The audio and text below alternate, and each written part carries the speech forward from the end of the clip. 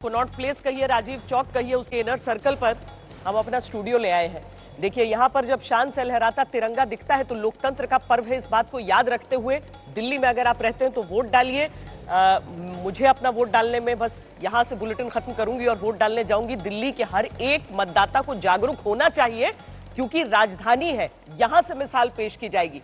10 बजे की इस खास पेशकश में हमारी नजर लोकतंत्र के पर्व से लेकर आस्था के महाकुंभ तक होगी।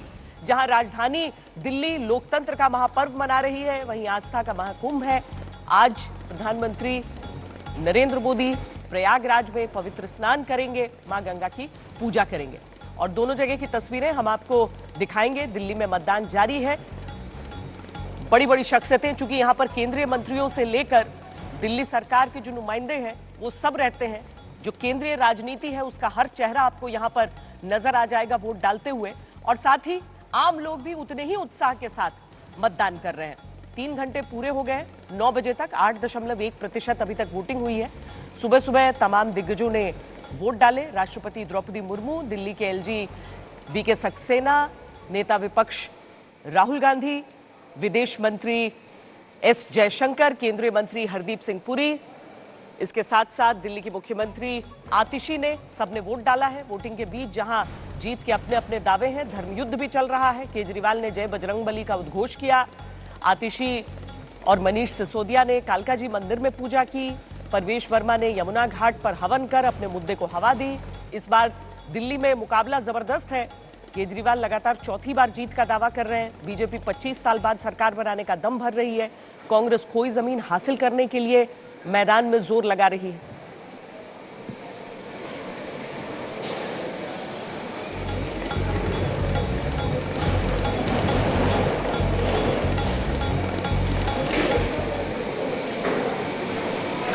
सब वोट डालने पहुंच रहे हैं। मनोज तिवारी से हमारे संवाददाता पीयूष मिश्रा इस समय बातचीत कर रहे हैं, सुनिए।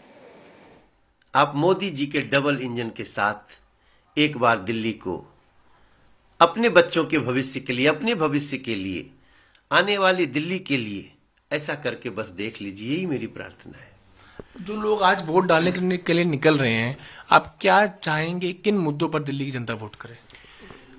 दिल्ली का मुद्दा साफ पानी है जो सीधे जीवन से जुड़ा हुआ है। 20-20 हजार लोग एक साल में मर जाए पानी पी के, नहीं नहीं नहीं।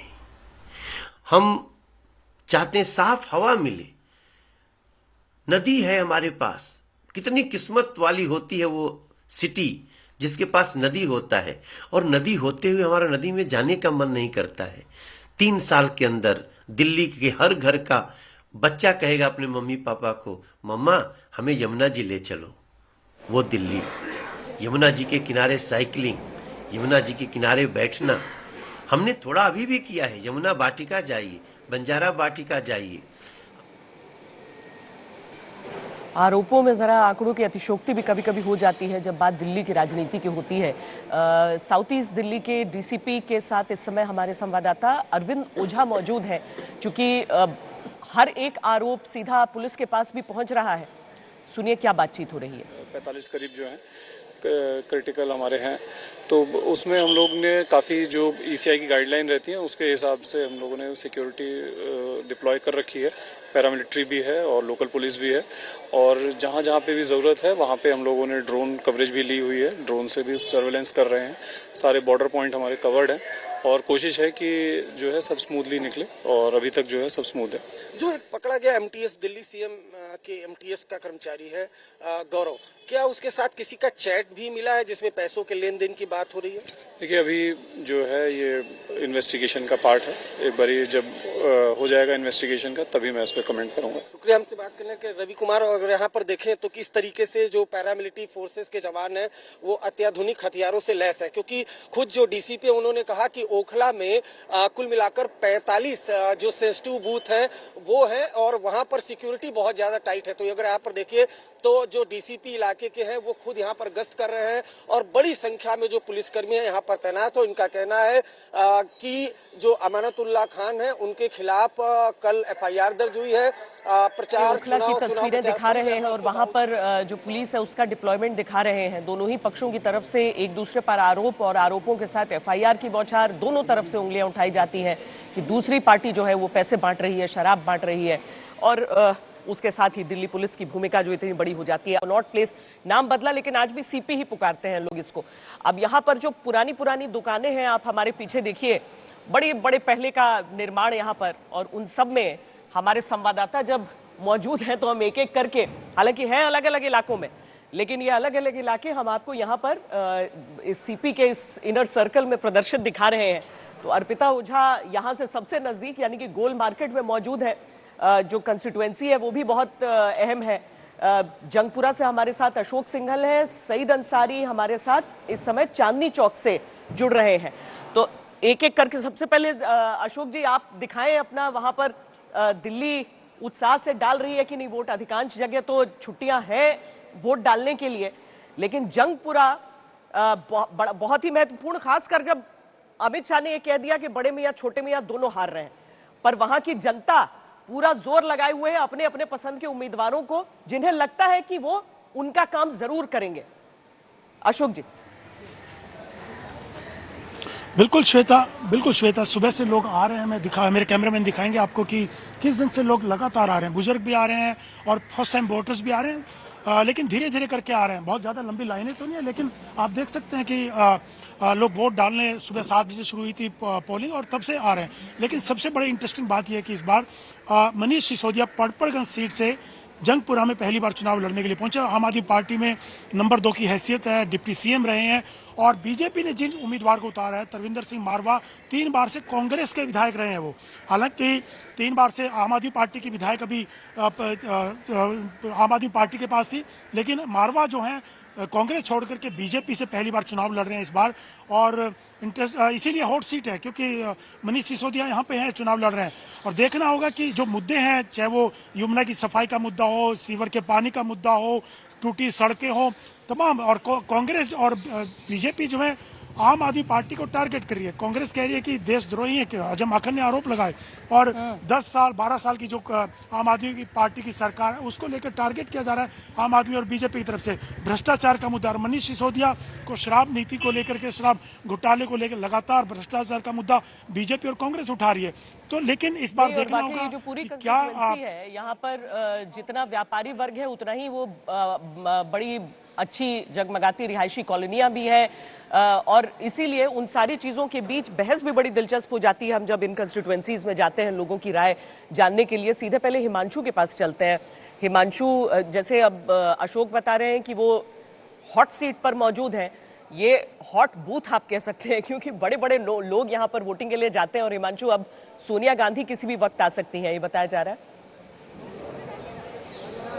देखिए, बिल्कुल श्वेता, बिल्कुल सोनिया गांधी कभी भी किसी भी वक्त आ सकती है। और मैं अपने कैमरामैन प्रेमचंद मिश्रा से कहूंगा कि वो दिखाएं कि अजय भल्ला जो मणिपुर के गवर्नर हैं, पूर्व में होम सेक्रेटरी रहे हैं, वो वोट कास्ट करने आए थे अपनी पत्नी के साथ। और अब से कुछ देर में जो है संजीव खन्ना, जो देश के मुख्य न्यायाधीश हैं सुप्रीम कोर्ट के, वो भी यहाँ पे वोट कास्ट करने पहुंचेंगे। और सोनिया गांधी भी यहाँ पर इस बूथ पर जो है वोट कास्ट करने के लिए पहुंचेंगी। मैं जिस बूथ पे हूँ, ये VVIP बूथ है। यहाँ बहुत लंबी लाइनें आपको देखने को नहीं मिलेंगी, लेकिन इतना जरूर है, जो यहाँ पे मतदाता है वो अपने मतदाता के धर्म को निभाने के लिए मतदान करने जरूर आ रहे हैं। और इसीलिए चाहे मणिपुर के गवर्नर अजय भल्ला मणिपुर से सीधा यहाँ आए सिर्फ मतदान करने के लिए। और अगर आप देखें तो RSS के जो संपर्क प्रमुख हैं, रामलाल, जो पूर्व में संगठन मंत्री रहे हैं भारतीय जनता पार्टी के, वो यहाँ मतदान करने के लिए आए। और संगठन मंत्री जो वर्तमान में है BL संतोष, वो यहाँ मतदान करने के लिए आए हैं। राहुल गांधी यहाँ मतदान करके जा चुके हैं। प्रवेश वर्मा यहाँ आए, संदीप दीक्षित उनके साथ थे। सोनिया गांधी यहाँ पहुंचेंगी। तो तमाम VVIP जो यहाँ पर मतदाता हैं वो यहाँ हैं, लेकिन लंबी लाइनें आपको यहाँ देखने को नहीं मिलेंगी। लेकिन इतना जरूर है कि नई दिल्ली सीट बहुत हॉट सीट है, क्योंकि अरविंद केजरीवाल यहाँ पर मुख्यमंत्री रहे हैं, पूर्व में 3 बार मुख्यमंत्री रहे। अभी आतिश ही यहाँ से दिल्ली से मुख्यमंत्री है, लेकिन अरविंद केजरीवाल को घेरने के लिए कांग्रेस ने भी यहाँ सिंबल भी बनाया गया कि किस तरीके से यहाँ से अगर लड़ाई जीत ली तो दिल्ली की लड़ाई जीत ली। अब एक और खिड़की हम खोलते हैं अपनी, और यहाँ चलते हैं सईद अंसारी के पास। सईद अंसारी हमारे साथ चांदनी चौक से जुड़ रहे हैं। अब चांदनी चौक आबादी के जो आकार के हिसाब से अगर हम देखें तो सबसे छोटी कंस्टिट्यूएंसी मानी गई है दिल्ली की। इस बार जो मुद्दे हैं बहुत बहुत सीधे सपाट सरल होते हैं सईद, वहां पर बहुत ज्यादा पसुपेश रहता नहीं है। लेकिन इस बार का जरा वहां की तस्वीरें दिखाते हुए बताएं कि क्या वोटिंग के लिहाज से चल रहा है। श्वेता, आप बिल्कुल ठीक कह रही हैं, लेकिन चांदनी चौक यहाँ पर व्यापारी वर्ग जो है वो सबसे ज़्यादा महत्वपूर्ण है। और ये चांदनी चौक का जो बाजार है, मार्केट है, वो ऐतिहासिक विरासत अपने साथ समेटे हुए है। सारे व्यापारी वर्ग के लोग यहाँ पर हमारे साथ हैं, लेकिन कैंडिडेट भी हैं सतीश जैन जी बीजेपी के, जो इस बार कह रहे हैं कि बदलाव होगा। कैसे होगा सर? सर देखिए, मैंने अपना वोट डाल दिया, बाकी सब लोग वोट डाल रहे हैं। चारों तरफ बदलाव की बयार है। आप हमारे सिविल लाइन वार्ड में चले जाइए, मजनू टीला क्षेत्र में चले जाइए, चांदनी चौक में आ जाइए, किधर भी। अभी मैं अंगूरी बाग भी देख के आया हूँ, जामा मस्जिद में भी हमारे लिए एक पॉजिटिव पॉइंट चल रहा है। ठीक है, तो मुद्दे पूछ लेते हैं। क्या सोच के हैं, बताइए जी। पानी की बहुत ज़्यादा समस्या है, लोगों को पानी खरीद के पीना पड़ रहा है, बहुत ही गंदा पानी आ रहा है पानी। एक आप सर ये देखिए, मुद्दों के हिसाब से ये देखिए आप, ये यहाँ पे नालियाँ ऐसे खुली बह रही हैं, ये आप इसको मेट्रोपॉलिटन सिटीज़ कहते हैं, उसके हिसाब से ये दिल्ली की नाक जामा मस्जिद के आगे ये ओपन नालियाँ हैं। इससे ज़्यादा गंदगी और क्या होगी? सर मेरा ये कहना है कि ये जहाँ पे हम लोग खड़े हैं, ये दिल्ली का दिल कहलाता है, हार्ट ऑफ सिटी। और अगर दिल्ली का दिल ही अस्वस्थ होगा तो दिल्ली कैसे स्वस्थ होगी? क्या बात है, ये बहुत अच्छी बात है। तो हमारा ये कहना है, यहाँ पे जो टूरिज्म है, वो टूरिज्म यहाँ पे इतना ज़्यादा, अगर हम उस पर कंसंट्रेट करें तो दिल्ली में बहुत अच्छा टूरिज्म आ सकता है। बात करते टूरिज्म की बात जल्दी ये देखिए कि यहाँ पे कितने और यहाँ पे ना हमारे जो एमएलए हैं, श्वेता जल्दी, आज तक हमें ना बोरिंग का पानी अब दे रहे हैं। नॉर्मल पानी नहीं आता हमारे यहाँ, बोरिंग का पानी आता है, जो कि एज पर एनजीटी गाइडलाइन हमें मिलना ही नहीं। पर चले जाए वहां पर पानी का जिक्र जरूर हो जाता है।